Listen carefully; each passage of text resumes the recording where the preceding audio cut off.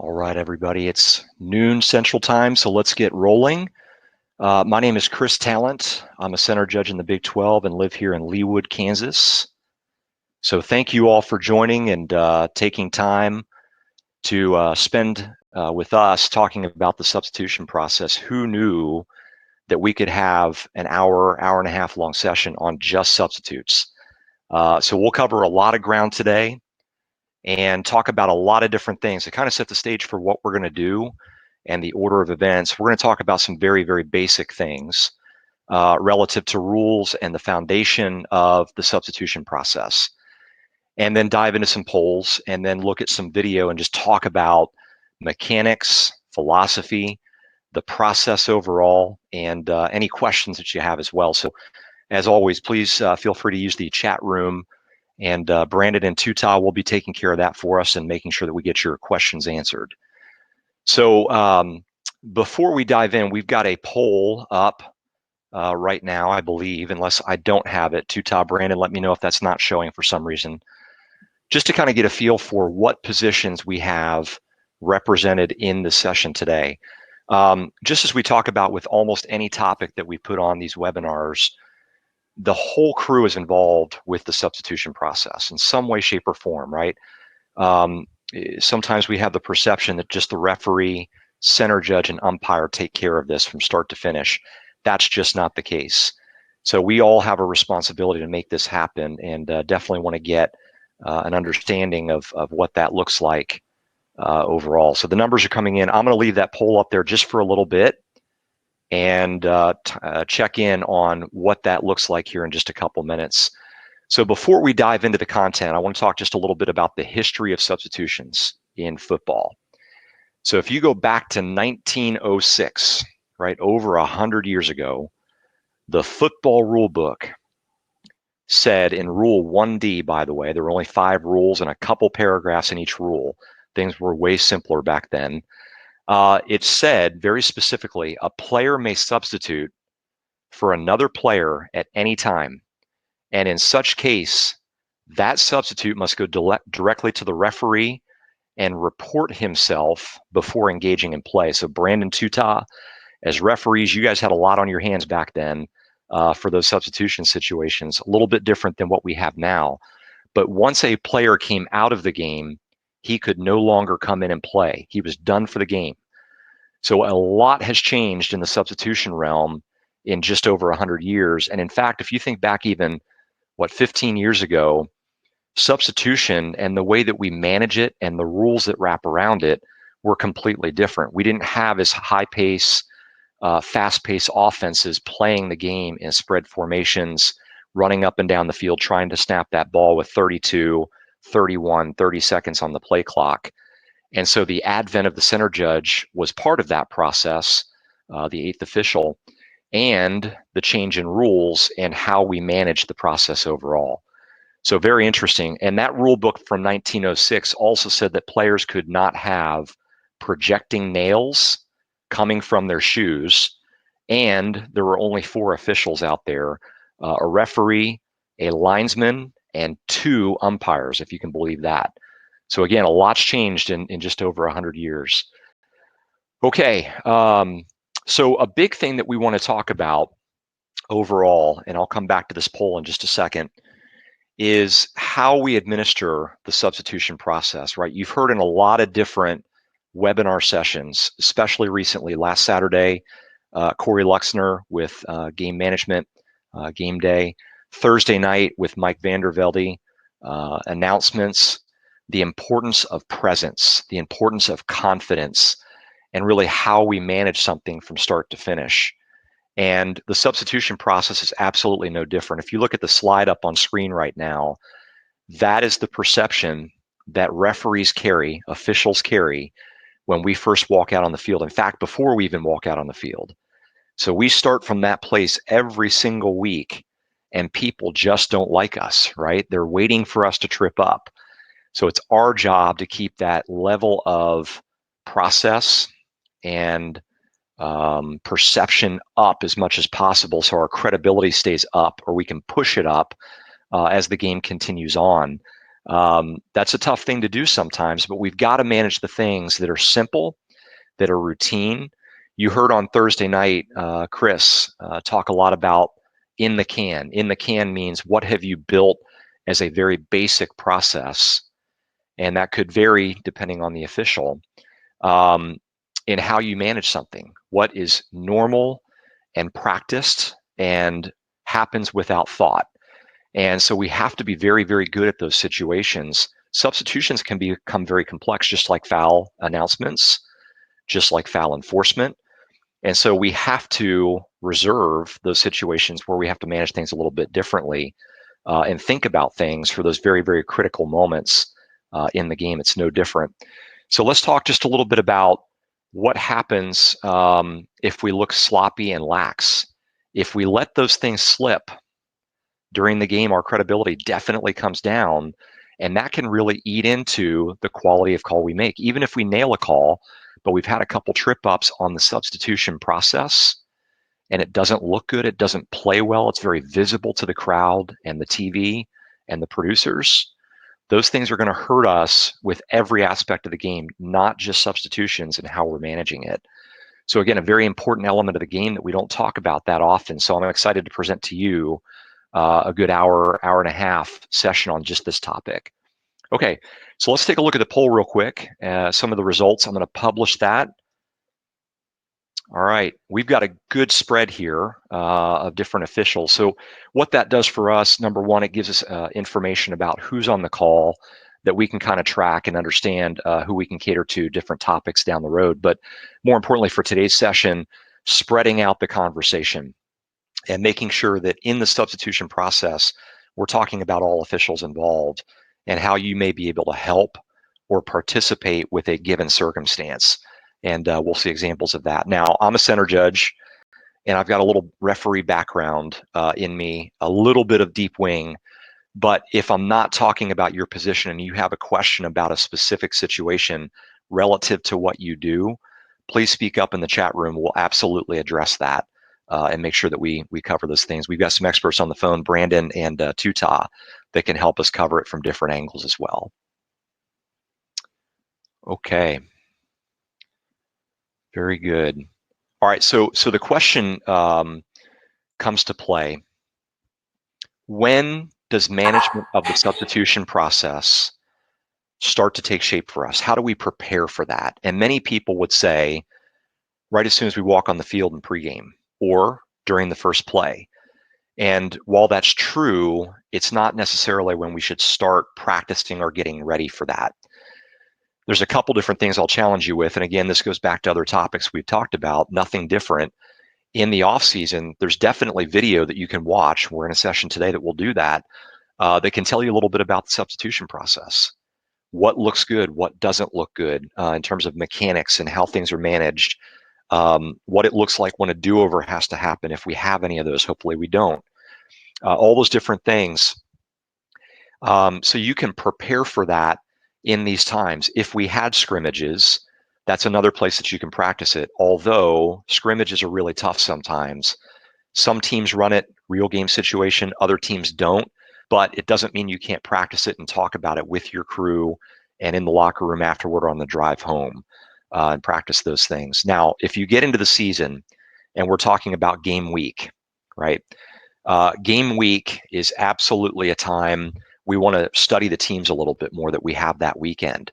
You can pull up film from the past for those teams to look at tendencies, pace of offense, how they sub, how often they sub, the defense, how they react to it, all those different things that really play in and help set the stage for your crew on what that looks like in pregame, maybe even leading up to that game during the week. All those things are on the table for you to practice and prepare to get ready for that game on Saturday or Thursday or whenever that game is. Also on the field, how do we approach the center? How do we approach the long snapper, the QB, the coaching staff? For the coaching staff, we all have responsibility for that. Several of us talk to the QB and the center and the long snapper. What are we saying to them in pregame? How are we handling that conversation? How are we building rapport with those players to make sure that they're on our side in terms of managing those things? And if something gets kind of goofy out there, do we have the ability to go talk to those players or coaches and have that rapport and trust already built to get that problem solved and not have it be a problem going forward? That's in-game management. And we absolutely have that ability. If something were to happen at the 3-minute mark in the second quarter, I'm going to go up to that center when time permits, and I can do it discreetly and have a conversation with him. I'll talk to the quarterback if I need to, or the coach, and make sure that we can get ourselves out of a tough situation or a borderline situation, so that doesn't play into our decision making going forward and put us in a tough spot. Okay, so with that being said, I do want to jump in just a little bit, and I forgot to move to my next slide here. One thing I'll mention about this slide, we all know Mike DeFee, really good referee, excellent referee from a presence perspective. You can kind of see here on the screen just his focus on the coach. Clearly, Coach Patterson's talking to Mike DeFee, and I don't know what he's saying in this case, but Mike is intently listening. You can see the eye contact. You can see a little bit of the distance between them, his posture, but he's taking all of that in. Those are the types of interactions, as we talked about last Saturday, even with substitution process before the game, during the game, that we want to have that build that trust and absolutely get the results we're looking for. So my apologies for not clicking on that earlier, but wanted to make mention of that and show that illustration too. Okay, so our next step here, and then we'll kind of dive into some polls, is to jump into a couple rule definitions, rules and definitions, and build the foundation for what substitution is. Some of this might be very rudimentary, but I want to make sure to cover it so we have the information overall and can talk about it as we go through these plays. Number one, substitutions may only occur during dead ball situations, right? We know that a player can't come on the field 2 seconds after the snap, even if he's the 11th player, and not have that be a problem, right? So they have to do it in those dead ball situations, and there's ways that we can manage that. Players have to come in from their bench area, and more importantly, they have to leave to their sideline. We know that defensive players or offensive players sometimes go off outside their team area at the 15-yard line, for instance, but they need to move directly up to their bench area after that. And most players do. I don't think we really have much issue with that, but that's just part of the rule and the process that we have to go through.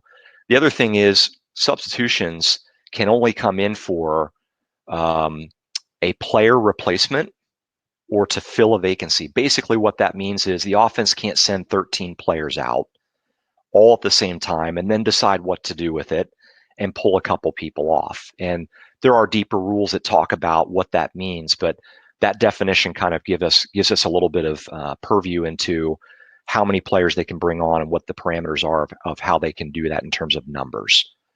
Okay. All right, I'm going to flip to the next slide here.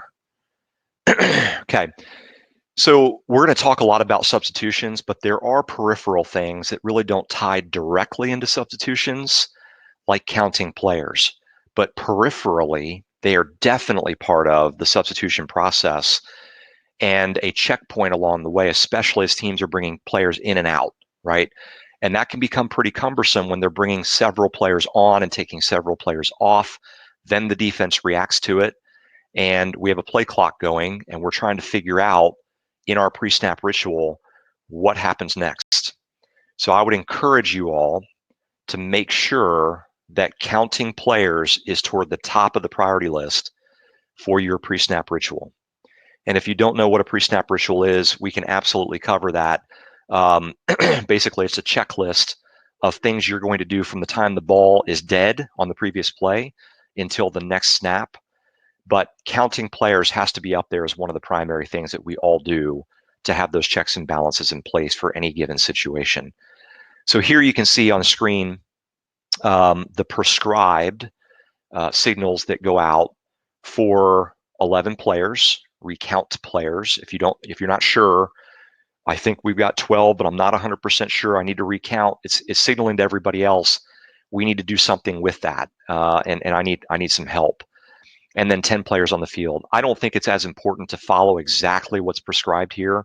What's most important is that your crew talks about what you do, that you're consistent with what you do in terms of communication and signals, and that you do it every single play, so you're not putting yourself in a position where you're missing counts, and we're playing with 11 more than 11 players on the field overall. The other important things I'll mention here, and I'm guilty of it in my past, I think many people are, if you don't know, don't signal, or give the recount player signal out there. Most importantly, don't mirror officials if you're not sure either. You're skipping over your process when you do that, and our checkpoint falls apart when that happens. We're putting our crew at risk if we start doing things like that. Okay, I'm going to put a poll up.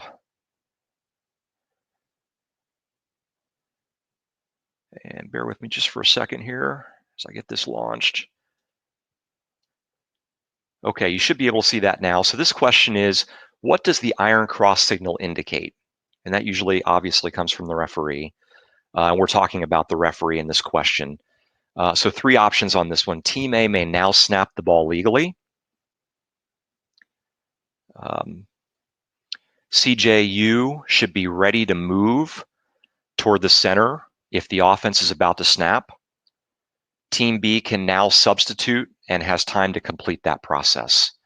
So I'll give you guys a couple seconds to finish that poll. See some numbers coming in here.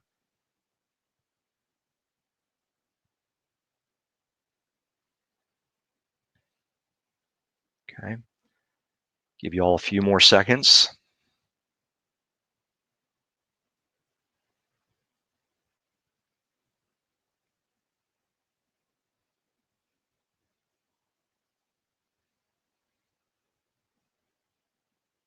Numbers are slowing down just a little bit, so that's telling me we're almost finished with that vote.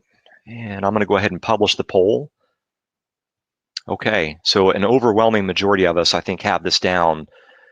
Team B can now substitute and has time to complete that process. We'll get into what that means here in just a second. But that basically opens the window of time visually when we give that iron cross signal, the referee, to the defense that you can safely substitute without penalty. Now, again, there's restrictions and parameters around that we'll get into, but that's one thing we want to talk about there. Okay, I'm going to put another poll up that deals with the same topic, just a little bit different signal. And this one asks, what does the stop signal indicate? Again, coming from the referee. Team B can now substitute and has time to complete that process.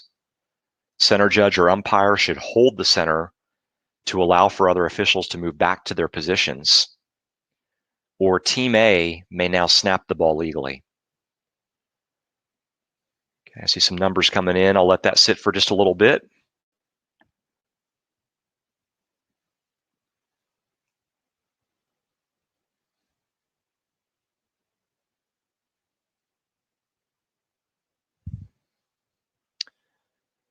I'll give you about 10 more seconds.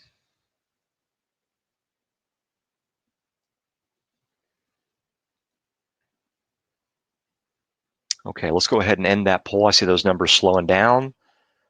So I'm going to publish the results there. Hopefully you can see that. And an overwhelming majority of you also selected, in this case, center judge or umpire should hold the center to allow for other officials to move back to their position. That's absolutely right. So this is actually prescribed in the mechanics book. I'm going to flip to the next slide here so you can see this on screen. That's what those 2 signals look like. Okay. And what the stop sign signal means is really, this is an administrative stoppage, right, of some sort. We cannot let the offense snap even though the clock is live or the situation's live, because we have something to do in terms of getting officials back into position, namely. So I'll give you the prime example of where this happens so we can put it into context a little bit.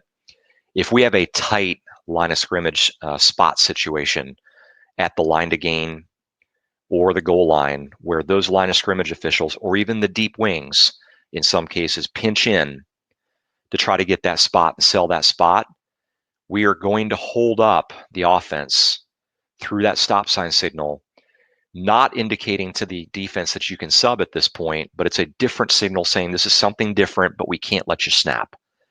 And once our officials are back in position or near back in position, there's a little gray area in there, then the referee would drop that and he would give to the center judge or umpire a positive signal, whether it's a point or a move off the ball signal or something, whatever you've agreed upon, to move that person off the ball and let that offense snap the ball at that point.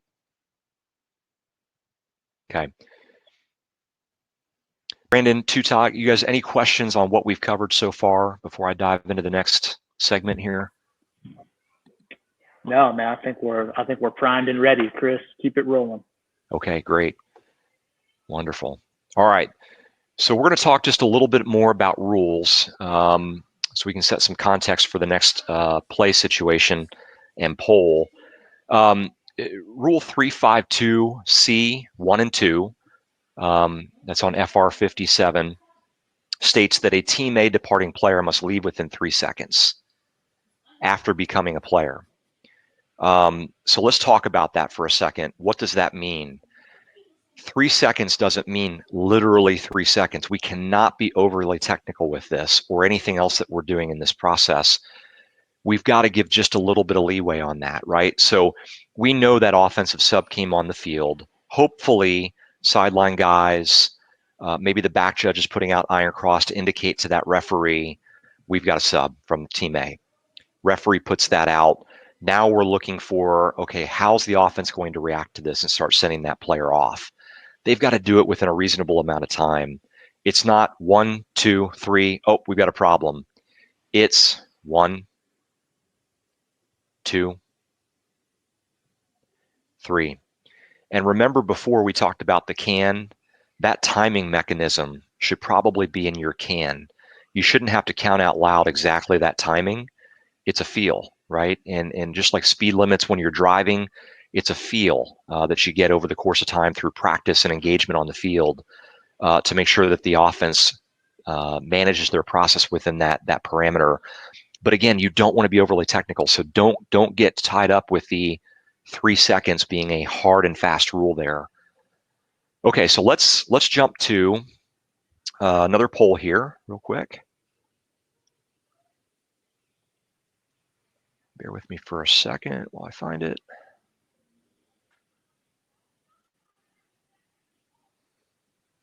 Okay, so this poll is about the 3 second count relative to the defense, okay? So once we have an offensive substitution and we're in iron cross, what does the 3 second count look like in terms of Team B's reaction? Okay, we know that they've got 3 seconds to react to all this, but when does that count start?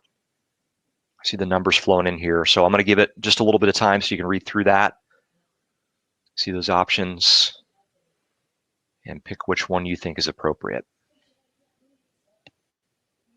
And we're a little bit split so far on this one. This one should be good to talk about.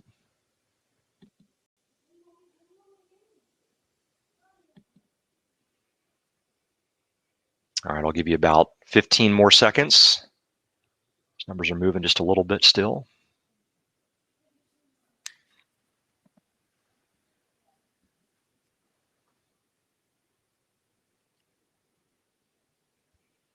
All right, I think those numbers are slowing down. I'm going to go ahead and publish the results here. We actually have a split on this one, which is interesting. All right, so let's talk about this just real quick. 46% of you said when it's clear and evident which Team A player or players is departing the field. And 37% of you said when the referee gives the iron cross signal, okay? I used to think it was the iron cross signal. Once that was up, it's 3 seconds in that ballpark, and if the defense doesn't react, we're playing football. But actually, if you look at the mechanics manual, I think this got entered into the mechanics manual not too long ago, several years ago, on page 56. It actually talks very specifically about when that 3 second counts starts. And it says it starts when it's obvious who the replaced players are and when they begin leaving the field. So the 46% of you who answered when it's clear and evident which Team A players are departing, you're correct. Okay, so let's break that down and talk about the why. We're going to think about a defensive coach who's observing the offense and trying to figure out what package of players they need to put on the field to increase their chances to make success on that play, right? Offense brings somebody on. And if we're going out with iron cross and we're starting that 3 seconds, defensive coach is already at a disadvantage because he's got a very short window of time to make a decision to send a player out to replace someone or not without even knowing what player or players are coming off the field. He doesn't have the full picture of what the offense will look like in that next play. So in order to give a equitable shake to that defensive coach, we have to give him time to see the full picture, right? So when those players start going off the field is when that 3 second count starts. Now we're going to see some examples. It can be confusing to us even. And so again, we've got to be very, very mindful of common sense and logic when we apply this to the process. We cannot be overly technical. If we are overly technical in any of these circumstances, we're going to get ourselves in trouble. It's just opening the door for that to be a problem for us. And so common sense has to enter the game. I think back to last Saturday, and Brandon showed a play. Corey showed the play, and Brandon talked about it. I think they were in the game, BYU and Tennessee, and BYU defensive player takes the quarterback's shoe and throws it to the sideline for the opposing team, right? He used a lot of common sense and logic in that situation to manage the game the way it should be managed and not throw a flag when I think many of us would.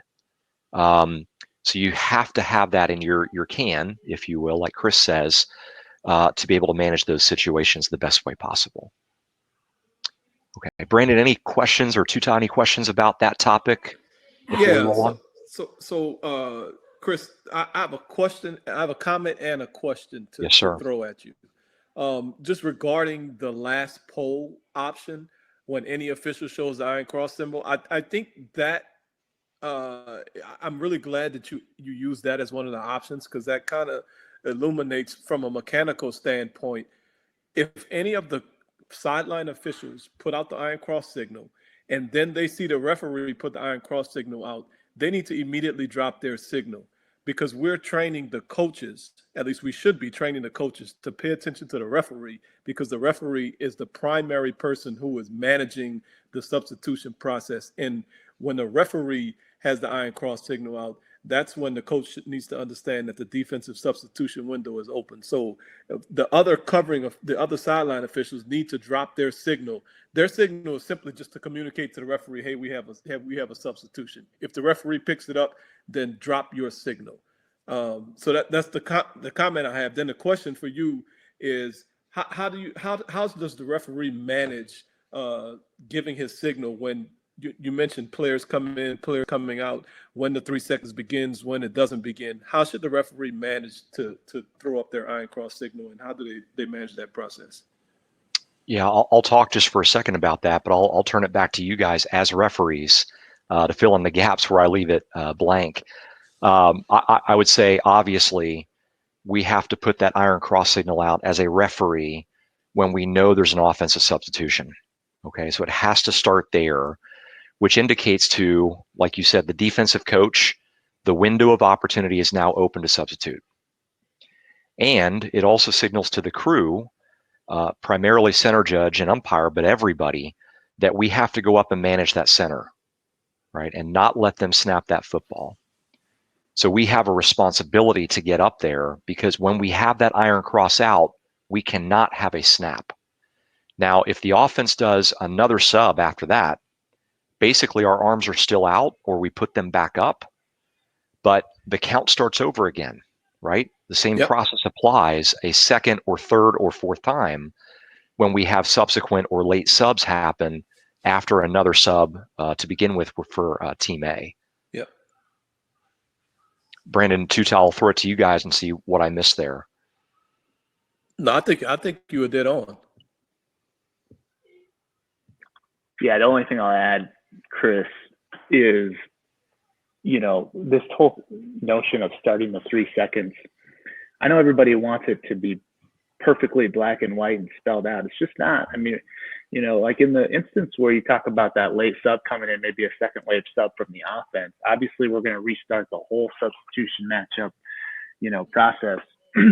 And really then in that point, it's, okay, who's coming in terms of maybe position and who's leaving in terms of position. Because that's really what the defensive coaches want to know. What package are they basically going to play the next play with? So to me, I think it's important, you know, formation recognition tells us a lot. If it's 5 wide empty backfield, you know, let's recognize that. And then in that case, the tight ends are leaving, the running backs are leaving. Okay, so now that I kind of understand that, I've already had my arms up for a while. Now that I kind of understand what package they're in, even if they're not set, that's kind of when my own personal 3-second window opens. Do you agree with that? Absolutely. Absolutely. And that goes just to, you know, what we talked about before, common sense and logic, letting that really dictate and manage that process for you, not being, like you said, black and white with 3 seconds. Again, if we go there, I think in many cases in football officiating, not just this one, we get ourselves in trouble.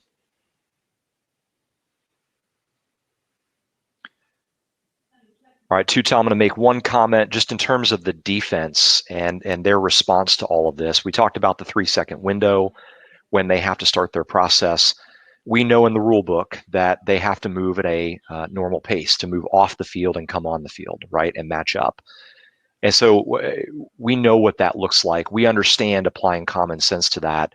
If you have a defensive lineman from the opposite side of the field that's replaced, he's not going to move as fast as a safety coming off the field or a D-back.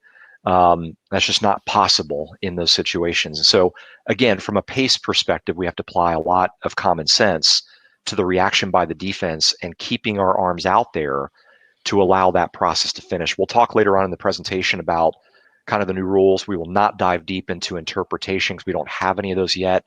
That's kind of a dangerous territory before we get those. But I think now we have to be very, very aware as referees and as officials to let that defensive player finish completely the process of getting off the field. Now that we know there is no one more step off the field or gray area, he's either on or off the field, one of the two. So it might slow down our process just a touch more to make sure we have clearance for that defender, and now we can play football. Okay. Tuta, do you mind queuing up play 1? Here we're going to take a look at just some very basic examples of substitution process in action through video. Okay, so here, you know, we've got a formation, we've got a late sub by the offense. Center judge was already there, so really good position. You can see the referee with his iron cross out. Defense reacts in a very, very timely fashion. They finish, referee points the center judge off, and away we go. Very cleanly handled. That's a situation right there that we're talking about that should be, we shouldn't have to think about it much, right? It should be very routine for us.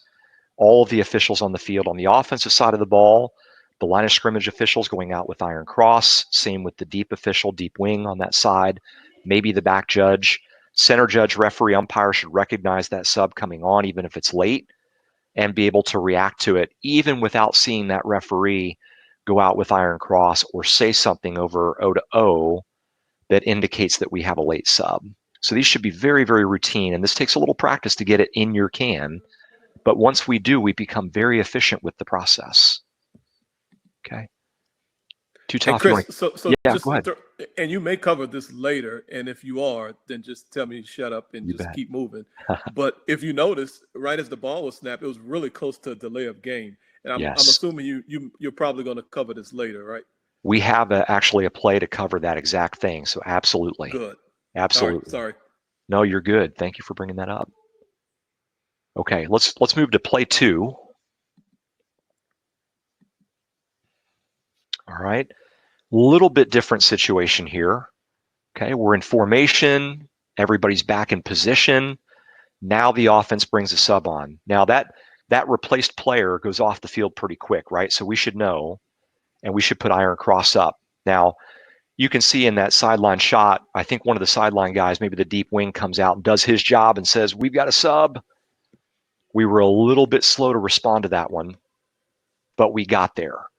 Okay, that's a little bit of that game recognition we just talked about and situational awareness and feeling that happen and not just putting that responsibility solely on the referee to manage that situation 100%, right? So if we're not over that center in a timely fashion, if we don't show our presence like we talked about before, whether it's the umpire or the center judge, we're putting ourselves at risk of that ball being snapped, and that's where our credibility starts going down. If we have a situation like that happen, that falls in the category of sloppy, right? Inefficient. While this one's a little bit more complex, a little bit more delayed, it probably still falls in the can, and it just takes some experience and recognition in those situations to make sure you're doing the mechanics the right way and make sure that we can manage that for the betterment of the game. So, and Brandon, I probably kick it to you to say something about this as well. When I look at this, I noticed, we talked about defense understanding packages and understanding matchups. The defense was a tad bit slow in figuring out who's going to be covering which person, since the receiver who subbed on ended up coming. I think he lined up in the backfield, and then the other receivers came all the way to the opposite side of the field. So talk about how we allow the defense to match up in this situation, even if they don't necessarily sub. Yeah, that's a great point. It's not one of the things that we learned quickly just through managing this process as it became so important with up-tempo offenses. It's not just the defense, doing the old line change, bringing players off the sideline, sending players out. If the offense brings a substitute in, the defense has time within this window that we open up to match their personnel to the new personnel of the offense. Again, even if they don't change players. Okay, so we'll protect the defense here by preventing the snap, which the center judge shows, really good hustle up here in this situation, and the umpire, by the way, and that's fine. That's a really good mechanic. We'll protect the defense to really adjust their coverages when the offense brings players in like this. So that's a really good point too, Tom. Yeah, Todd, thanks for bringing that up. That's a great point to discuss and cover as well. I'll mention it here on this play, and then we'll move on to the third play. And this will apply to everything we talk about. We talked about the spread of different positions on the call today, right? And that we all have a responsibility. We can absolutely help, even though we may not go out with Iron Cross because we're on the defensive sideline. We can still help recognize these situations as they're in progress to ensure that we cover it correctly and we don't have a problem, right? So again, this is a good example of where every official on the field should be aware of what's going on and be able to step in, be at the ready if we've given enough time and we need to help the crew. So don't, as a deep wing on the defensive side of the ball or a back judge or whatever, don't let yourself slip in this situation and say, they've got it. Be ready to help. All right, Tuta, if we can roll to play 3.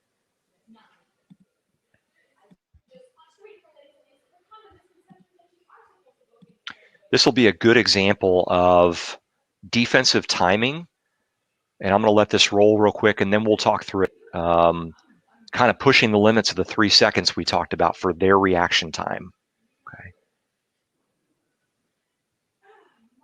We'll let this roll through, and then we'll play it again. I'll kind of walk you through it play by play. All right, so we have a sub come on for the offense. We've got a player going. Iron cross by referee. 1, 2, 3, 4. He drops. Now the defensive player goes. I feel like, and I love Brandon and Tuta's input on this, I feel like that's a really good example of giving that defensive team enough time to respond and making it beyond the 3 seconds. We counted to 4 very slowly. Realistically, it's probably more like 5 or 6 seconds before that defender responded. and probably 4 or 5 seconds before we dropped our iron cross. At that point, we've given enough time. We've done our due diligence for the process, and we all handled it very well on the field. And at that point, it's on the defense if they don't respond quick enough to that process overall. Now, you could say, a few things here. And Brandon, I'd love your thoughts on just the matchup process as well, right? Offense takes a little bit of time to get in formation. What are your thoughts about that? And maybe holding just a little bit longer to account for that shifting, I guess, by the offense. Yeah, so here comes this offensive player. It's pretty clear what player is leaving, So what was even more clear is there was a lot of confusion on defense. Mm-hmm. And for those that would say, is this 12 in the formation on the defense? No. We're going to be a little bit more lenient as they're trying to kind of set their coverages. But to your point, Chris, we're not going to give them all day. I mean, we talk about 3 seconds. This might be like 3.9999 seconds, right, if you want to be, or longer. And 3 seconds, I think, like Daniel said earlier in the chat, it's really just a guideline. This is about managing the football game, and giving teams the opportunity to match, but not taking advantage of it. Talking about players leaving the field with appropriate pace. They have to complete their matchup with appropriate pace as well. So this iron cross signal, though, I just think it's such a great way to manage the game in all these different situations. And then if the defense in this case gets a little upset, why didn't you give my guy time to leave? We can be very, very clear with our response that, Coach, I sense the confusion. We're communicating with you. We're showing it. Our iron cross signal is out there. We're looking at you. We're looking at your sideline. Coach, you guys got to complete these matchups, in a little faster pace than this. And we're going to be here all day to manage the game for you guys. Be with us in terms of how you do that with your tempo. Absolutely. Great comments. Very good. Two tiny questions we need to address or comments out there before we move on to a different aspect of substitution. I'm going to defer to Brandon and Daniel. I started working the video. I'm not watching. Oh, I got you. I'm sorry. Very good. Hey, Chris, I would just jump in. This is Daniel. Great work on this really important topic so far, but I just would reiterate, I think that you really kind of drew together our last couple of sessions that we've had, 3 of our last, kind of group of sessions, deep wing mechanics of game management and substitutions, and the significance of, as deep officials, we should really take ownership of that substitution process. We're not managing it per se the way the referee and the center judge and you guys up there are, but we need to be invested in it just as much as we are as every other aspect of the game, because we've got to take on that role of the backstop. And that's really how I think of it, to make sure, because we've got a really great view of all of this happening, this doesn't get missed in the process. So I thought that was a really good point. I just wanted to kind of reiterate for the deep brethren. Absolutely. Great point. And so, Daniel, I'm going to ask you a question before we move on. As a back judge, are you doing anything with respect to communication when the defense is matching up? Are you verbalizing something? Are you helping with that process? How are you involved with that, if at all? Yes, absolutely. Good question. I as soon as I see a matchup, I go on the O2O and try to let everybody on the crew know that we have a matchup. Everybody's doing different things in the pre-snap, and that's why this is really a crew mechanic, because we've all got different responses. So somebody could be looking at one thing. The deep wings have a great view of that matchup process on the deep team B sideline. But who knows? They could be working with a coach to get them off the sideline. They could be working with a cameraman. Working with the cheerleaders. I've seen that too. But yeah, as soon as we see a defensive matchup, I want to let the crew know so they can get involved and just everybody's on the same page. Absolutely. Appreciate your comments on that. All right, very good. Let's roll on. I'm going to make mention of something, and then Tutaf, if we can put up play 4, I'll throw a poll up there for this one. But just kind of a rule reference real quick. Rule 352D mentions that when a substitute comes in, they need to remain in the game for one play, and the person they replaced has to stay out of the game for one play. Now, I think our theme of today, first of all, is common sense and kind of managing the gray and not making things black and white, right? Again, when we get into black and white and we're tedious with it or too technical, we get ourselves in trouble. So this is no different, okay? I know the play's running here. You're looking at it right now, and I'll throw the poll up here in just a second. But in definitions, 227.9b, it states that a legal incoming substitute becomes a player when he enters the field of play and communicates with a teammate or official, enters the huddle, is in formation, or participates in the play, okay? So let's watch this play. I know it's rolling, and I'm going to start the poll. You've got three options here on what your ruling would be, and assume, which he does, that the head coach calls timeout, okay, before the flag comes out. So I put the poll up there. So on this play, which ruling would you make? Give the iron cross signal and allow the defense to match up, shut the play down and call a foul for ILS on team A, or allow team A to call a timeout, assuming the head coach calls a timeout, which he does in this situation. Okay. Give you guys a little bit of time here. I see the numbers rolling in.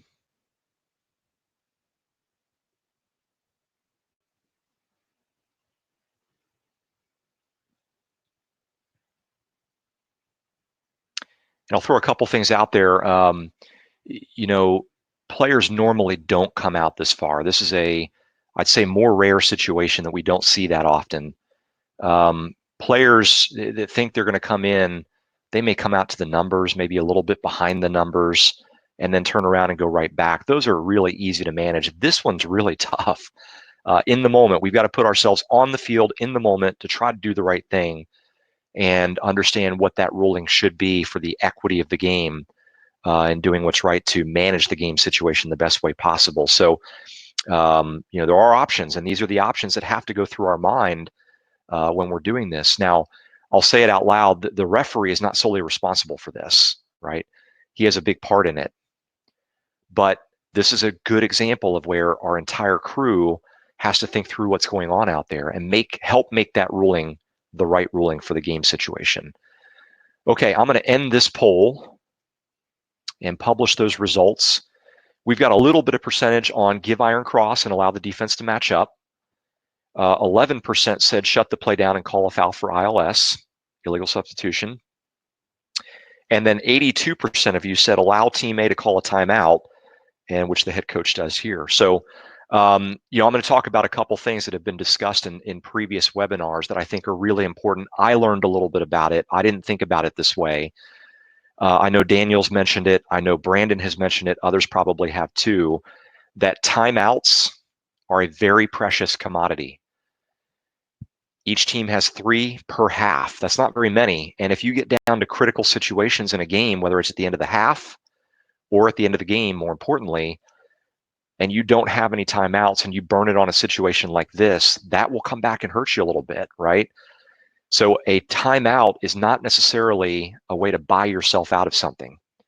There is a consequence to it, right? You're burning a precious commodity by taking that timeout to avoid a 5-yard penalty. So one way that you could manage this, and you know, I would talk to your supervisor definitely about how they would manage this type of player, what their expectations are for making this a foul or not. But one way, and many of you voted this way, is to allow the team A coach to call timeout and move on from there. And when that defensive coach has an argument about it, we can go talk to him about that and give our explanation. Coach, they burned a timeout and we took a timeout off the board for this situation. Okay. So we can have that conversation with him. Now, you know, Tuta, I'm going to throw it to you if you don't mind. You know, as a deep wing in your past, and you're on that sideline, how do you think you could help this situation if you were on that offensive team sideline observing all of this? and trying to help process what's happening even before a ruling's made by that referee. Oh, well, you're saying before the ruling's made. I don't know Correct. if there's anything I would pick up before the ruling is made.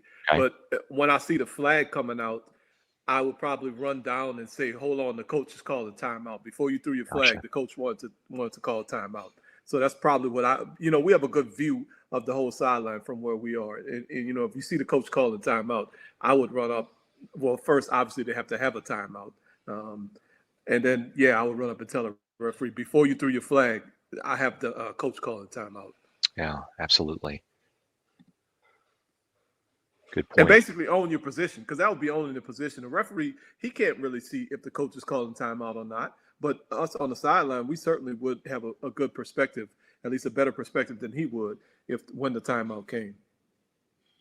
Absolutely. All right, Brandon, anything to add? Daniel, anything to add, or questions that are out there? No, man, I think you've covered it well. This is a play that can be handled many different ways, and there's, interestingly, all those ways are basically supported based on either rules, philosophies, discussions we've had. So I think it's a good play for a crew to discuss, like in pregame or something, especially if a team wants to go fast, but they do sub quite a bit, just so we're on the same page and we don't get confused in the heat of the battle. Absolutely. Very good. Okay, let's roll on. We'll kind of change subjects just a little bit. And Tuta, if you can throw up play 5 there, we'll just kind of watch that roll as we talk about this. This really talks a little bit about, and you got to be paying attention to see this. There's a couple of things going on here. If you look to the top of the screen, offense in white and blue sends 2 guys off, but one of the guys that just came off turns right back around and comes right back in the game, okay? So it takes us just a little bit to recognize what he's doing, but we get there. Umpire does an outstanding job of coming up. See his presence with that center? There's no way that center can't see him and feel him there, right? So he's managing that center and saying, do not snap that football. He's showing the world we're not letting that happen.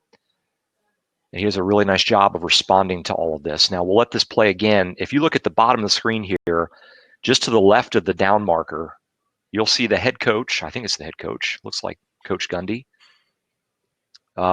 React to this. Watch his arms go out with the iron cross. He's yelling at the referee. So they know, these coaches really know, and they pay attention to the mechanics, the timing, the situation. Because again, as we talked about in several previous sessions, it's all about win percentage. Whether it's the game or a micro situation where you're looking at an individual play, you want to set yourself up for success, right? And so they pay attention to these things. Line judge also does a really good job of getting that first coach back off the field, by the way, so we can have a view of this. That's very important as well, to be able to manage these things effectively.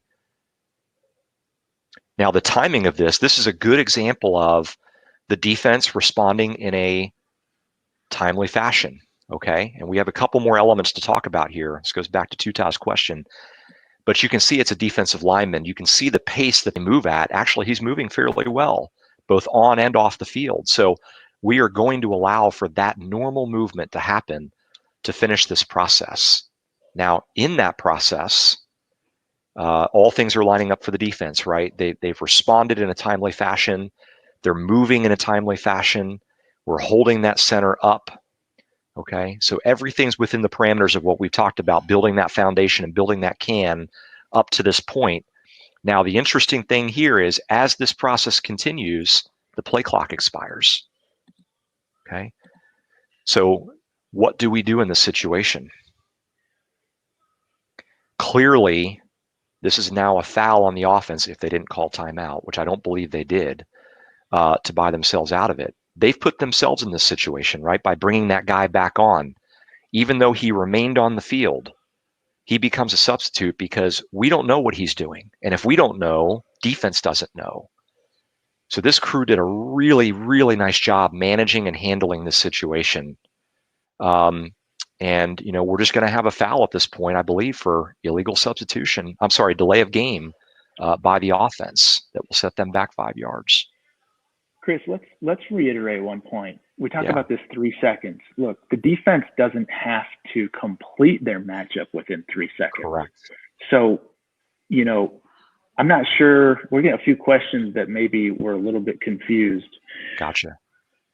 So maybe just break that down. Once the defense exercises their right by rule to match up like the team in orange here did, you know, now what is the timing? And you've covered it, but let's just reiterate. Absolutely. Yeah, no, I appreciate the question. I'm glad you're asking it. We want to make sure we understand this. So walking through this play, we go out with Iron Cross once we recognize there is a substitute by Team A, right? And we're waiting now in that 3 second window, whenever we start it, whenever we determine in this play situation that should begin, and there's discretion in that, to see if the defense starts to respond. Once they start responding by sending somebody in, that 3 second window is gone. It disintegrates. It's done, meaning we don't have to worry about it anymore. The defense has now responded, and we've shifted from thinking about the 3 second window for the defense to react to, is the defense moving at the right pace? Are they matched up? Are they finished with their process? Do they have everybody off the field that they need to? And that's really where our focus shifts. Not only for the referee, he's primary on it, right, to hold the process up, but like Daniel said before, deep officials are observing this, making sure everything's in line, okay, and making sure that we've completed every step of the process and monitoring the play clock in the meantime, because obviously Daniel has responsibility for that too, and so does the crew. So I hope that clarifies just a little bit the differentiation between the 3 second window of response time by the defense, and when that goes away, meaning we're not focused on it anymore. They've met the requirement. Now we're moving on to other elements. Brandon, does that help answer the question? Yeah. So in other words, what the team in the orange jerseys here did was completely legal and actually really good strategy on their part, since the offense subbed so late in the play clock. And you nailed it. You know, this would be delay of game on the offense. But again, going back to the last play, if they can call a timeout, if they have a timeout, it's Tutah's point, and they can call that timeout, you know, at about the same time the play clock expires, we are going to lean towards awarding them that timeout in lieu of charging them, you know, with the delay of game. Correct. And then, yeah, good question. Does the R hold the Iron Cross until the defensive player is off the field? Yeah. How does that work, Chris? That's a great question. So by the mechanics book, yes, absolutely. We are indicating that signal remains basically indicating to the entire world, the crew, the players, the coaches, the fans, the media, if they understand it, know it, that Team A cannot snap that ball.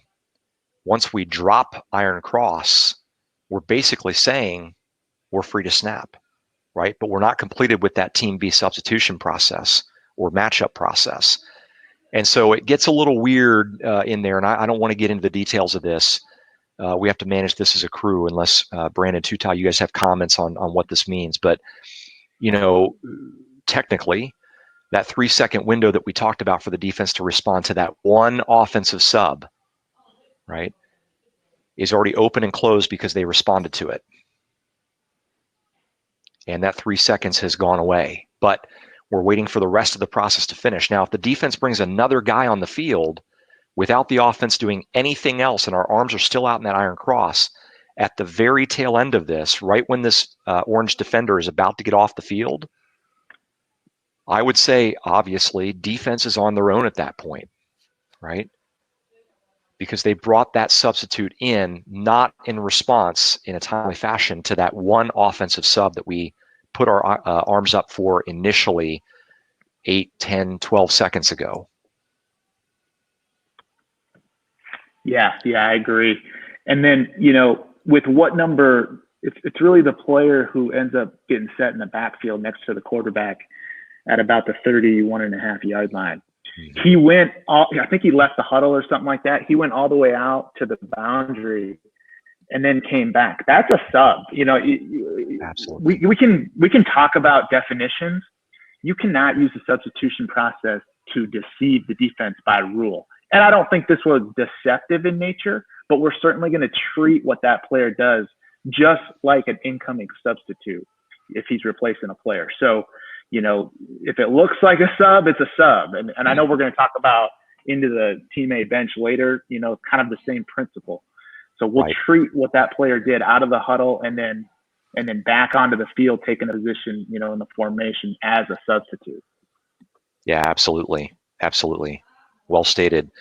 You know, I think the best way to put this is, even though that player for Team A went all the way to the sideline and came back, the consequence for him doing that is that we're going to give the defense an opportunity to do something different, right?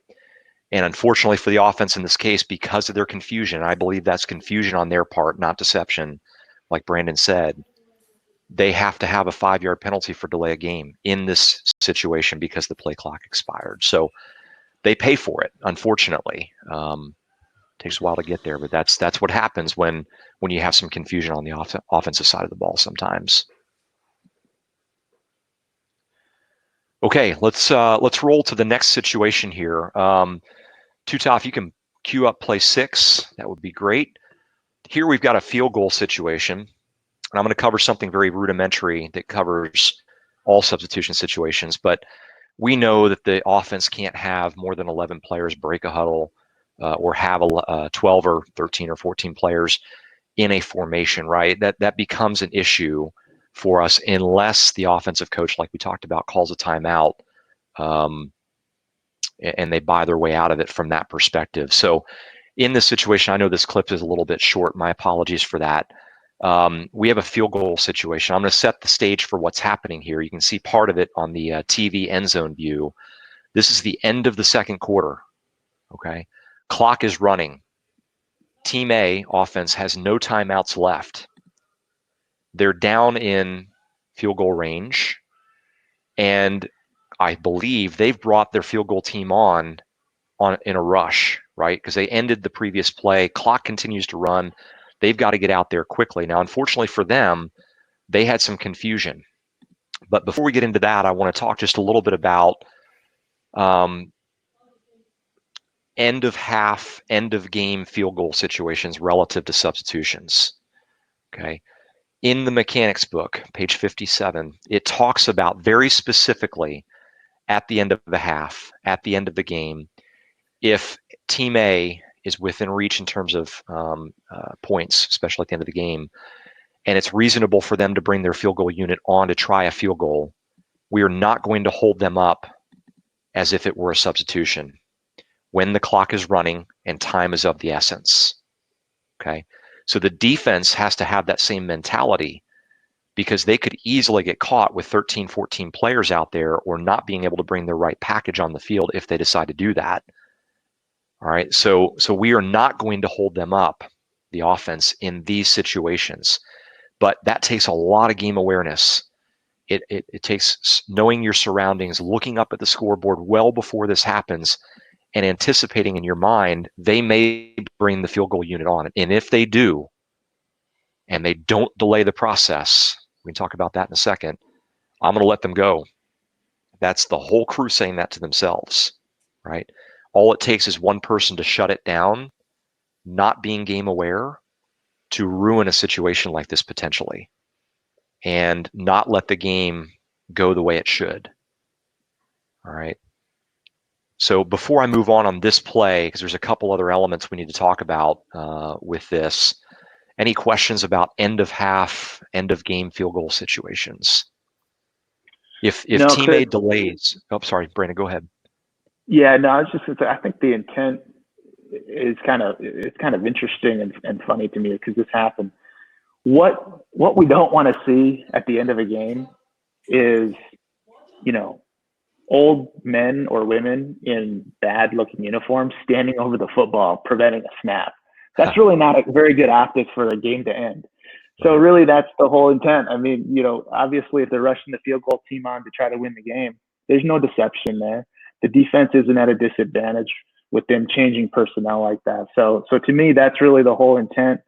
And I think it's a really good rule, but you're right. Everybody's got to be very, very situationally aware. you know, that's how we handle those situations. Absolutely. Absolutely. All right. So let's talk about a couple other elements here. You can't see it necessarily in the film. It goes a little too fast, but Team A, red, has 13 players on the field. The guy trying to run off the field is the 13th player. Okay. Now, the snap goes and the kick goes. And what you don't see at the end of the clip here is that the field goal kicker misses the field goal. All right. So we don't call ILS, illegal substitution, on the offense on this play, even though we had 13. Now, we know in replay games, replay can get involved with this, right? They can come in at any point and help us count offense or defensive players at the snap to make sure that we get the count of players correct. Now, hopefully we're managing that on the field 100%. That's just one of those things we've got to get right, like line of scrimmage situations. We don't want replay to come in and have to help us with that. But if they do, they have that ability in this situation to help us. Now, in this situation, because we're at the end of the half and the clock goes down to 0 and the kicker misses the field goal, replay probably should not page us and stop the game to review this, right? There's no impact. Defense doesn't have a foul. There's no impact there to enforce it and let offense kick again when they shouldn't. You know, there's several different things to think about relative to that. So it's going to feel awkward. Hopefully we don't come to that situation, but it would feel awkward if we're not reviewing something like that in that situation. But because we missed that field goal, at least my understanding, we are not going to go to replay for this. We're going to go to halftime and move on to the second half when we come back. Brandon, Brandon or Tuta or Daniel, any different interpretation on that? No, I think you're spot on with how replay would handle that situation. Yeah.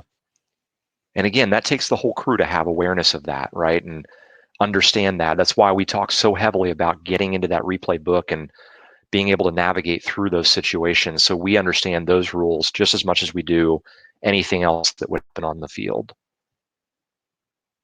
All right. We're going to jump to the next topic, just a couple more topics here, and then we'll wrap here in just a little bit. But before we do, Brandon, Tuta, any other questions, Daniel, about that situation?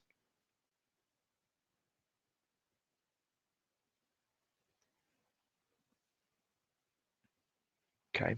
Hearing none, we'll move on. The next segment of subs that I want to talk about really has to do with what we call, in a lot of cases, auto subs. I know there's other terms out there for it. This is really where a Team A player, any Team A player, at the end of a scrimmage down ends up in his bench area. Okay, and we'll define what bench area means here in just a second. Talk about that. These are situations that we really want to manage appropriately. Okay, so here in this play, the quarterback scrambles to his side. He gets contacted, maybe inbounds, maybe out of bounds. We don't know. Doesn't really matter at this point, but referee and sideline guys are making a decision on that. But the player ends up in his Team A bench. Okay, even though he's the quarterback, we want to treat that as a substitution situation. And I think we've got a couple other players that actually trickle into that area too. So we've got to put the why behind it again, right? We got to think about, from a defensive perspective, the defense is trying to see who will come onto the field. And if they're mixed in all their players, it takes them just a little bit of time to understand who's coming out of that area. Even though they went in, are they coming out? Is somebody else coming on? What's happening with all that? So we've got to give them a chance, a fair shot, the defense, at being able to match up and understand who that personnel is. It's different than having all 11 players in the middle of the field for a run up the middle for 3 yards and all of them stay there, right?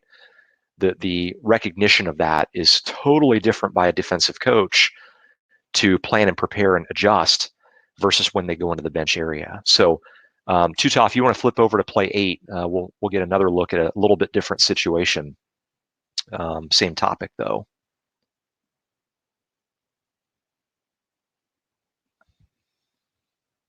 Okay. So on this play situation, we have a quarterback who scrambles, just like we saw before. I'll let this play through, and we can kind of talk about some differing elements here.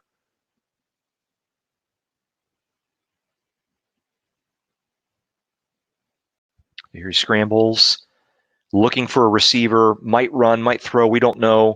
He tries to throw that guy on the sideline, okay?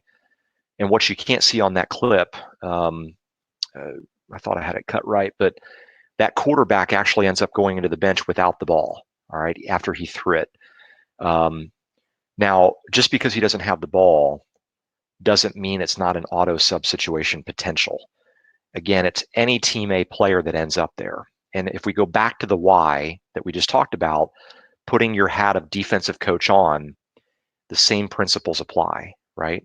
Even if the player goes in, doesn't have the ball, we don't know if he's coming back out, even if he's the quarterback. That's where teams take advantage sometimes. And they'll throw a sub in there, and they'll put their Wildcat quarterback in. It was kind of a designed situation to catch the defense off guard and go.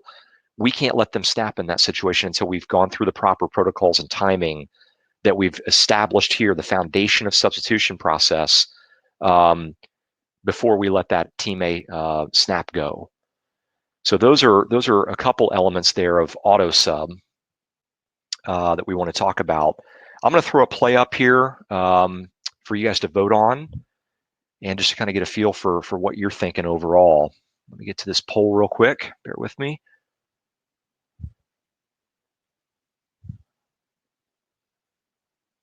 All right, and this is going to get published.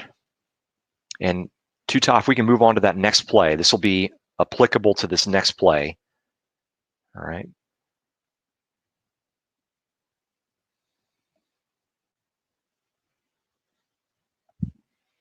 All right, so same situation, shotgun quarterback.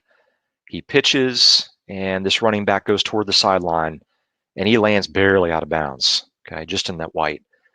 So based on your understanding of auto sub, if you're the referee, are you going up with Iron Cross for substitutions by Team A, yes or no?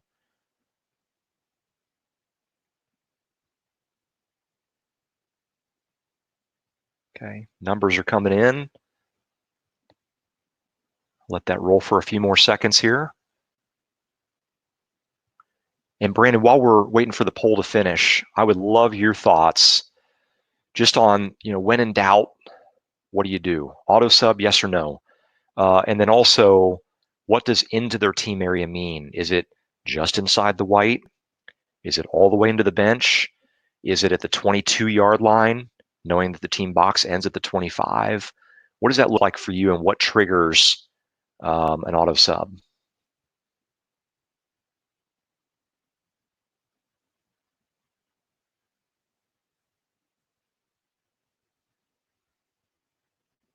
Oh, I think we lost Brandon. Brandon, are you back?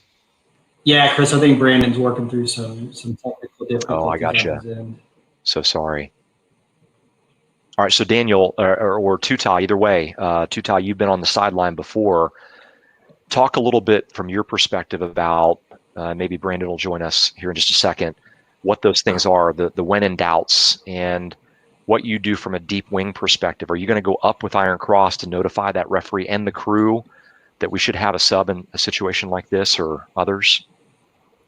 So I have noticed that I'm a lot more, I don't know what word to use.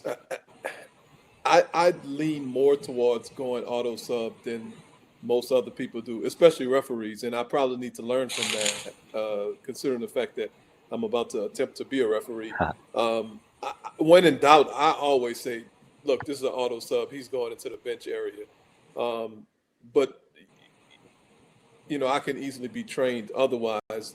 But looking at a play like this, honestly, with the team so far back, and the player, even though he did land in the white and he rolled a little bit, it's apparent to me that he's not a sub when he comes back in, because there's really no other blue jerseys around him when he gets up off the ground and runs back out. Now, I don't know if that's the right answer or not, but that's kind of what I see when I look at a play like this. Yeah, good comments. Brandon, are you back on by chance? Yeah. Sorry for those technical difficulties. No problem. I agree that when in doubt, we should go auto sub. there's a lot of we overcomplicate things. If the game is going at a pace that isn't too fast, I mean, I don't know if any games go at a pace that isn't too fast anymore. Although last year I think we were slower overall across college football than years before.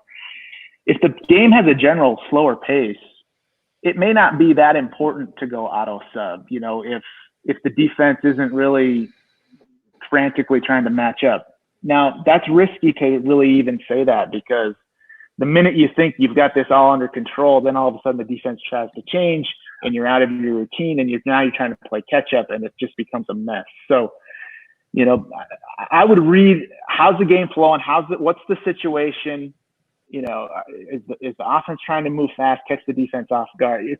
There's a lot of different situations with this, but when in doubt, I agree with Tuta. Just go out of in this situation with him rolling around on the ground. I don't know if those players come.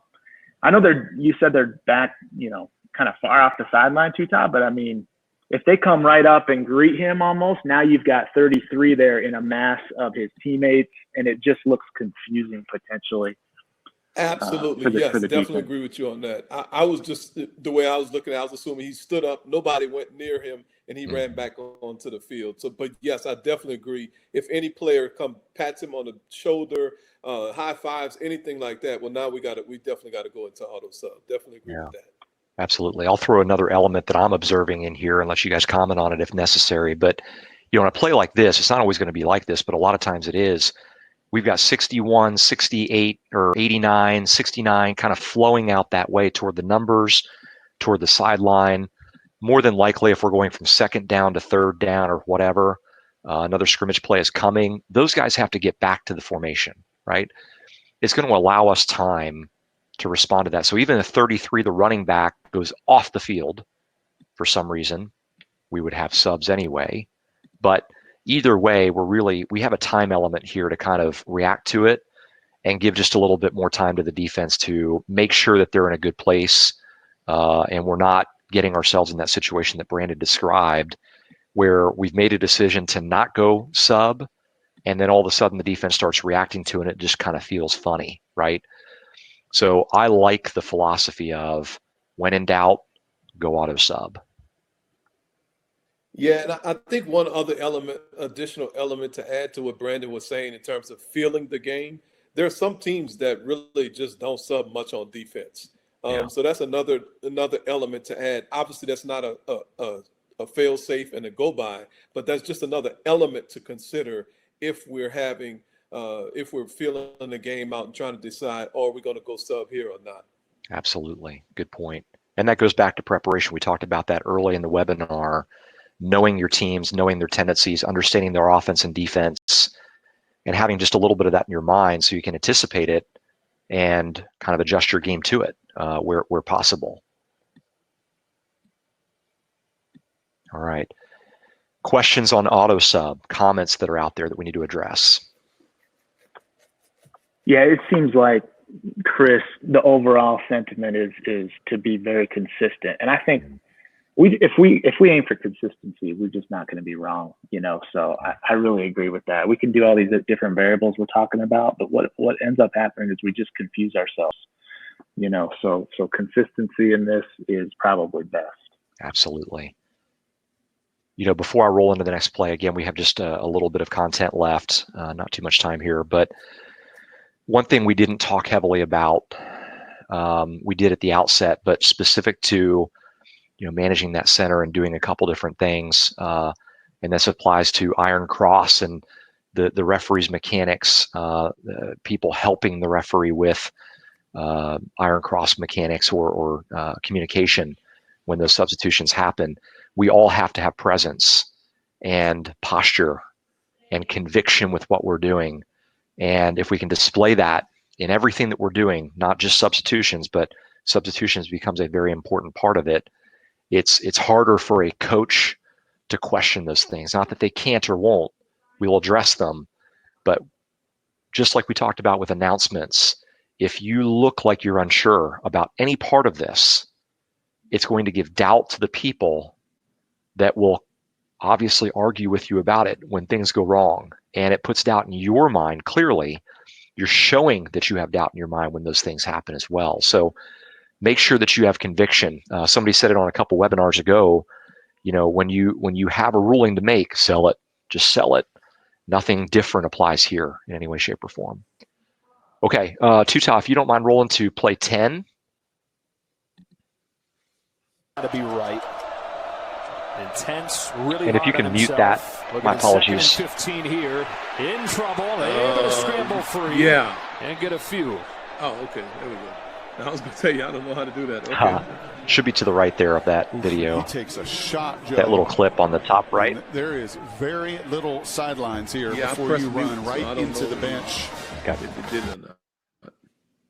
My apologies, guys. I couldn't get the sound off there. But if we can hold that play just for a second, we'll talk about it and then show it again. This is an interesting situation that happens a couple times a game, right? In this case, the quarterback rolls and scrambles to the defensive side of the ball. 15 here, in trouble, able to scramble free and get a few.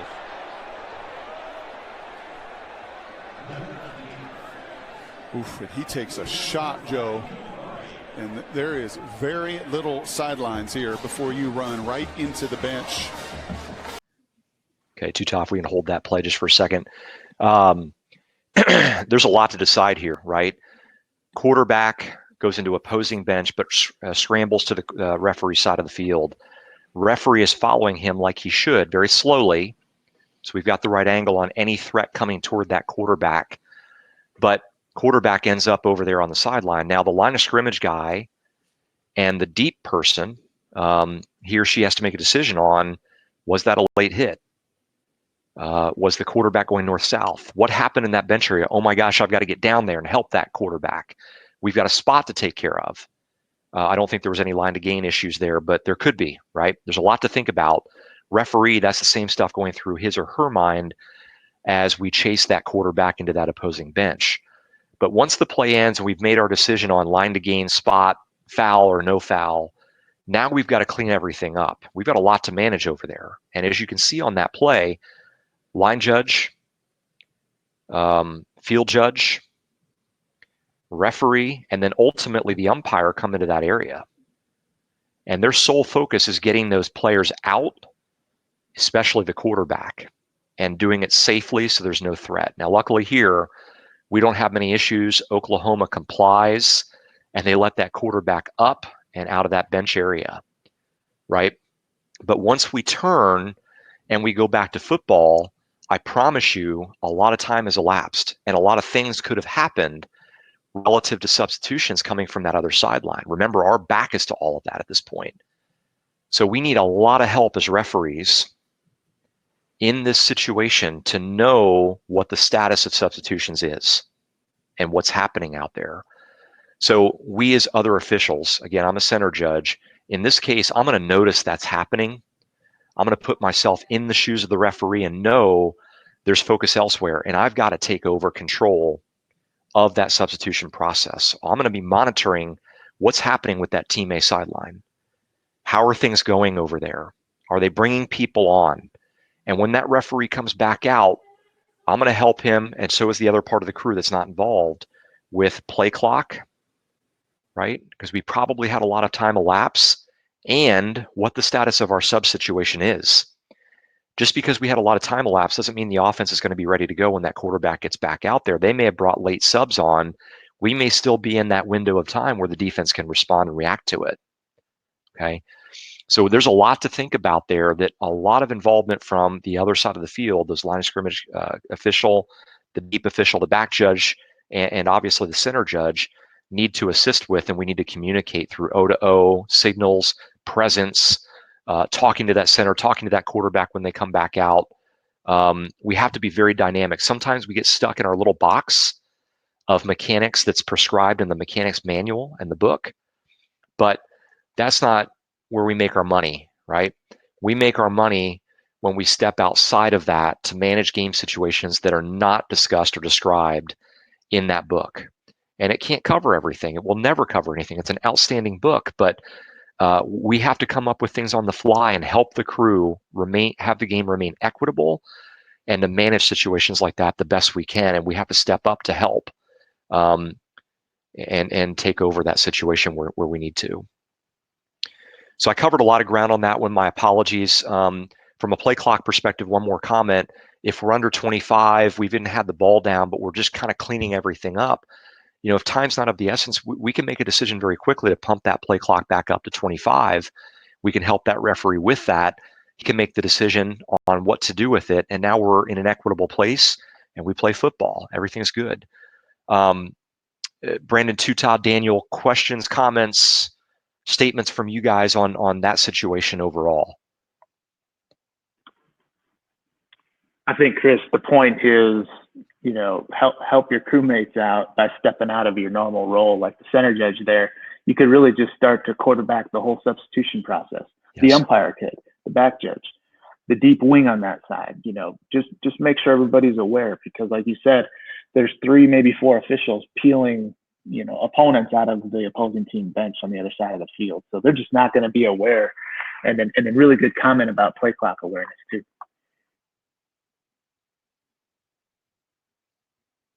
Tuta, what questions do we have out there? No, I think Brandon's managing the chat. I missed the video today. Oh, you're right. I'm sorry. My apologies. See, Tuta, he doesn't have the ability to step out of his. No, that's why I'm coaching myself role. here. That play was designed for me to get better. So thanks for that. Was perfect. That was perfect. Thank you. I got my guy. That was planned. Yeah. I've heard that before. All right, we'll move on to the final 2 things. These will be pretty quick, I think, and then we can wrap from there. Brandon, you mentioned it a couple minutes ago, and this will not relate to the play that we have up on screen quite yet, but definitely want to make mention of it. The substitution process is not to be used by Team A in any way, shape, or form to deceive the defense, Team B. And if they do it, this is where we get a lot more black and white, right? The gray kind of goes away. The common sense in terms of letting things go a little bit longer goes away, because there can be major advantages gained by the offense doing that. We normally see that happen, and if we don't catch it, it's either a touchdown or a critical play situation, to gain a first down or whatever. We just can't let those things go on. So again, that's where gray kind of goes away. We get really black and white with those. And if the offense is doing anything to deceive the defense, using that substitution process, a good example of that would be a player going over to the sideline, acting like he's going to go off the field. He stops a foot away from the sideline, is turned toward the bench area, and the offense snaps the ball, and he's the 11th player. And no one's covering him, and he runs down the field for a long touchdown on a pass play. Unacceptable. Can't have that happen. So we have to be very, very diligent about those situations, and our leniency goes away when the offense toys with that. Guys, any comments about that? We'll move on to the last situation here pretty quickly. No, you're spot on, and I think that's really important to understand it and feel those situations in the game, Chris, and be able to kind of up our threshold a little bit when teams are trying to take advantage of the rules. Absolutely. All right, final situation. This kind of gets into the defense. We haven't talked a ton about them. You won't see a long play clip here, unfortunately. My apologies, but you can see the defense reacting. Players trying to get off the field. He doesn't before the Team A player snaps. We have a flag down on the ground for illegal substitution. Obviously, in that case, and in the past and going forward here, even with the new rule, that's a live ball foul. We don't want to shut those things down, because look what happens with the offense, right? They snap from the 42, they get a first down and gain over 10 yards. If we shut that down, we're giving them 5 yards, and it remains the down that they were at, first down. So the new rules, and again, I am not going to get into interpretations here, so we're not going to look at questions or anything like that until we get interpretations out, but we'll just mention it real quick. These are all now live ball situations. Even if a player is not exiting the field for the reasons we just talked about, I believe. And then it says, by interpretation, if Team B has more than 11 players in formation and no player is trying to exit for the defense, snap is imminent and Team A calls a timeout, we are going to charge Team B with an ILS foul and give Team A its timeout back. Now, again, we're not going to get into details about this. There's lots of interpretations that we have to understand that need to come from the top down for us to interpret this appropriately. I think we only get ourselves in trouble if we go down this path today. So we won't touch on that. I just wanted to mention it. It's out there and approved. We're just waiting for some additional information on what that means and how we manage that best. And then the final thing, by interpretation, players must be off the field. We mentioned this before. There is no one more step. He's either on or off. That's it. Nothing else. So that changes a little bit of the perspective for replay, for us on the field, for the way that we manage the substitution process, as we talked about before. We may have to hold that just a touch longer if Team A does substitute to make sure that player clears and we can move forward.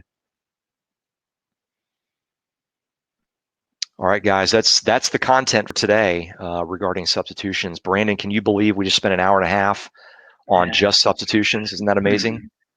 We've come a long way from 1906. Yeah. I'm not sure what it was like back then. We could. No, I won't even bring him up. No, I won't even bring up a name.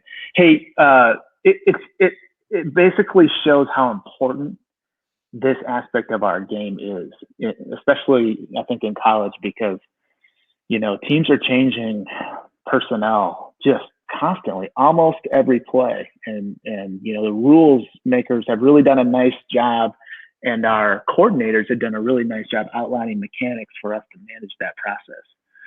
So one thing, Chris, maybe touch on how things change in the red zone, because it can be challenging with, now we've got officials with their backs towards sidelines potentially.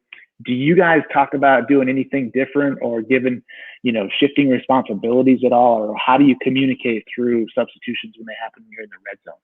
Yeah, that's a great point. And I'll look for some help from you guys as well to kind of fill in the gaps again. But I think things do have to change just a little bit, right? When we have a snap that's potentially imminent, we had a play, I think earlier, that offense was getting to the line of scrimmage, and then we had a sub come in, and we didn't have anybody over the ball quite yet, which happens quite often in our game in today's pace. And when we're down at the 10-yard line and we're going in, right, those line of scrimmage officials are really laser focused on the line of scrimmage. And those players, the defense, the offense, the tight end, the right tackle, whatever it may be for false starts or illegal movement or whatever. And they have to remain diligent on that, because if something happens there and they don't catch it, now we're in trouble.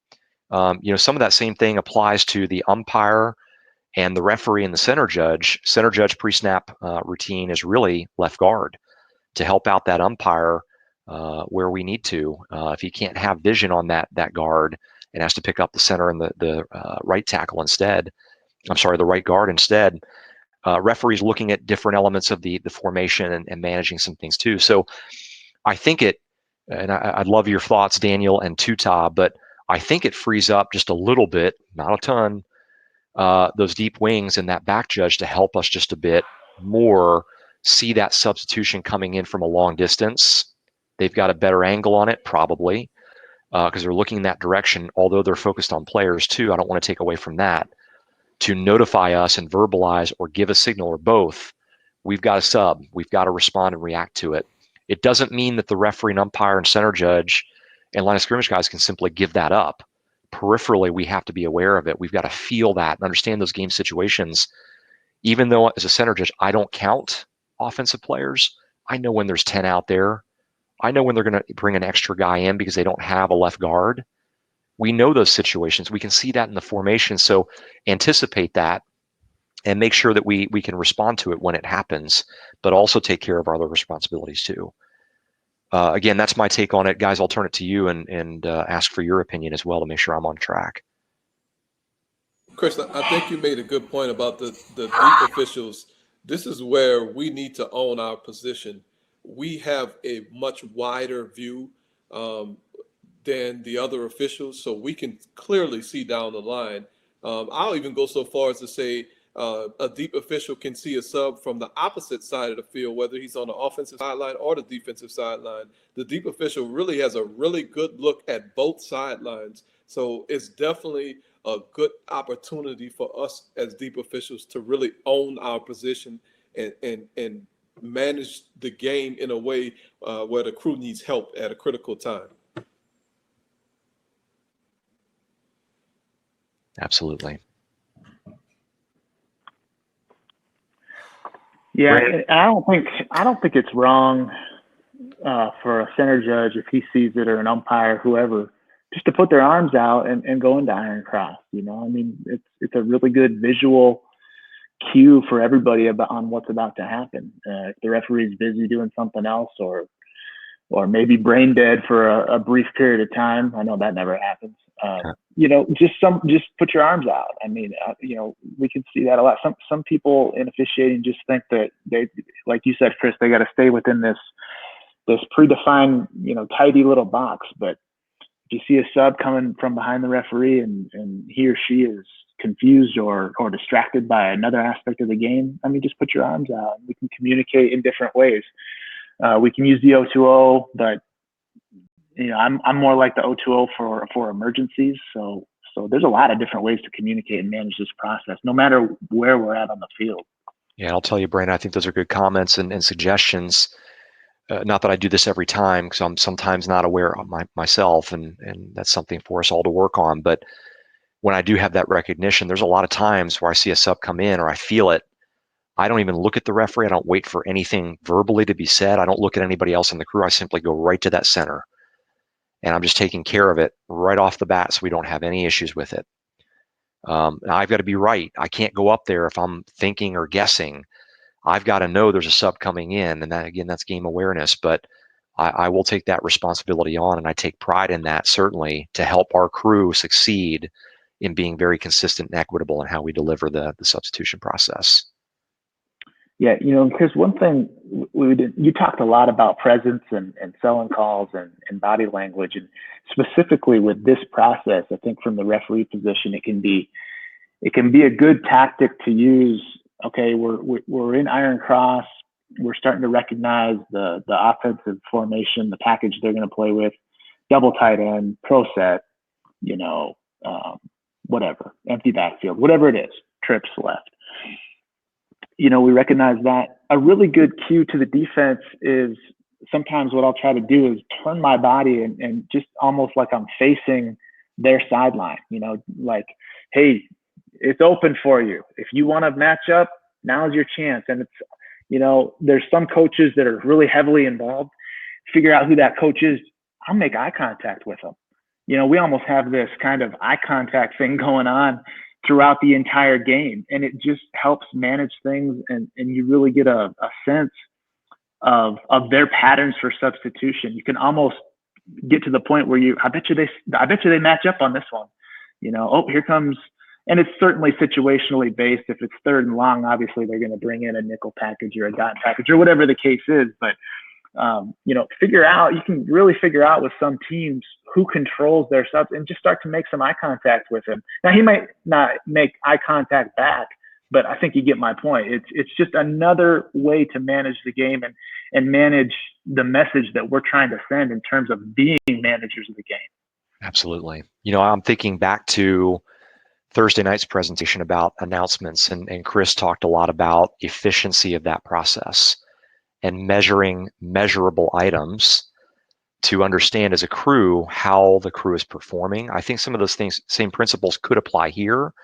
I don't know that they're necessarily developed or that we have thoughts specifically on what elements you could capture, but I'll bet there are some things here. And I think one of the most important things about this topic, and really any other topic we've talked about in the last 2 months on these webinars, is we're always going to have situations in games that go really well. And hopefully that's 99% of the time. But we all have situations. I don't care what level you work, what your experience level is, you're going to have situations that don't play out well, that are new situations that you've never seen before, or elements to play what if, right?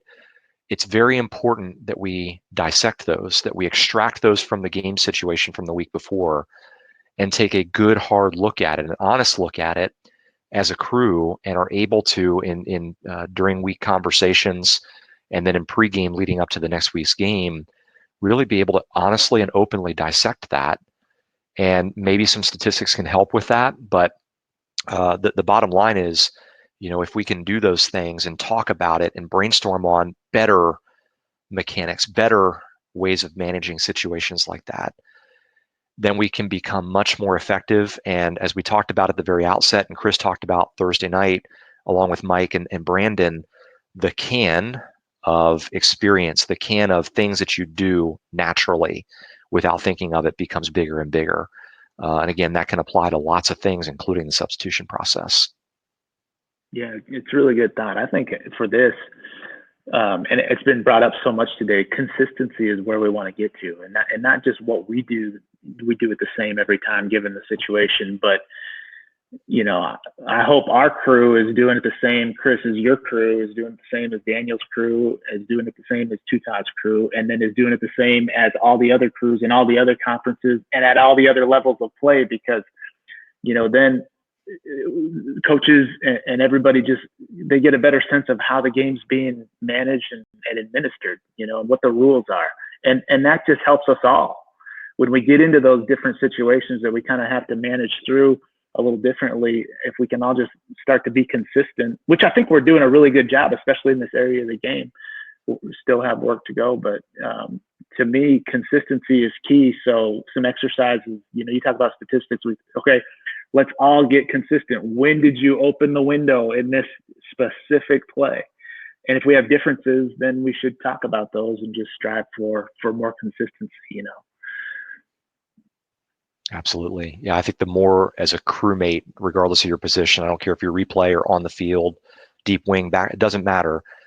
We have to understand those elements. We have to take ownership of those elements. And there are times where we have to explain those elements to coaches. And the more consistent we can be with it, the more we talk about it, the better off we are, like you said, Brandon. That only makes the game better, and the perception and credibility of what we do as football officials, again, regardless of who you are and where you're working, better overall. We improve our game, and we have a responsibility to do that. This is part of it. All right, Chris, thanks so much, man, for all your prep and time to put this together. Really appreciate it. Very important part of our game. Good job. You bet. Thanks for the opportunity. And thanks for you guys, everybody that put time and effort into coordinating this. I know this is our last official topic-driven session, but over the last 2 months, this has been incredible. So credit to you guys, all the work and time you put into it. It's countless hours, and I know we all got a lot out of it. So again, thanks for everything you've done to make this work. All right, Chris, very good. Have a great day. Take care, guys.